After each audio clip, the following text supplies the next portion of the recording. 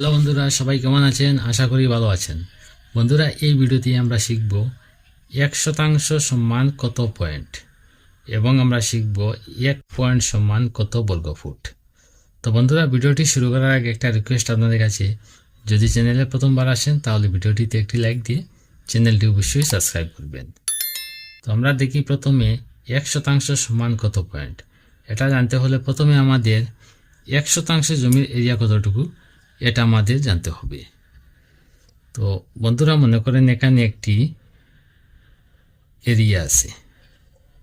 এই এরিয়াতে square foot আছে মনে করেন 435.6 বর্গফুট। এই এরিয়াতে আছে 435.6 বর্গফুট। এখানে হবে 1% জমি, 1%। 435.6 বর্গফুটে হচ্ছে 1% জমি। আর আমরা জানি 100 পয়েন্ট সমান হচ্ছে 100 পয়েন্ট সমান হচ্ছে 1%। 100 পয়েন্ট সমান হচ্ছে 1%। 100 পয়েন্টে হয় 1%। আর 1% জমির এরিয়া পেলাম আমরা 435.6 বর্গফুট।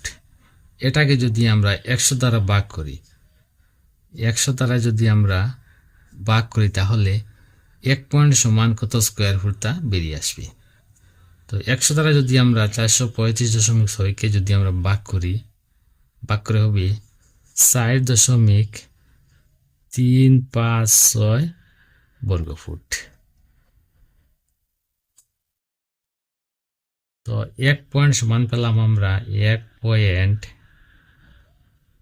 সমান পেলাম আমরা 4.356 বর্গফুট।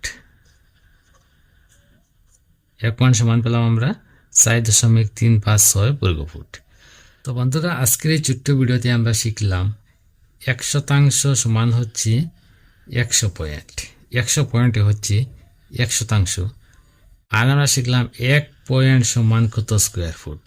তো 1 পয়েন্ট সমান হচ্ছে 4.356 বর্গফুট। তো বন্ধুরা, আজকের এই ছোট্ট ভিডিও এখানে শেষ। পরবর্তী ভিডিও নোটিফিকেশন পাওয়ার জন্য চ্যানেলটি সাবস্ক্রাইব করতে ভুলবেন না। ধন্যবাদ।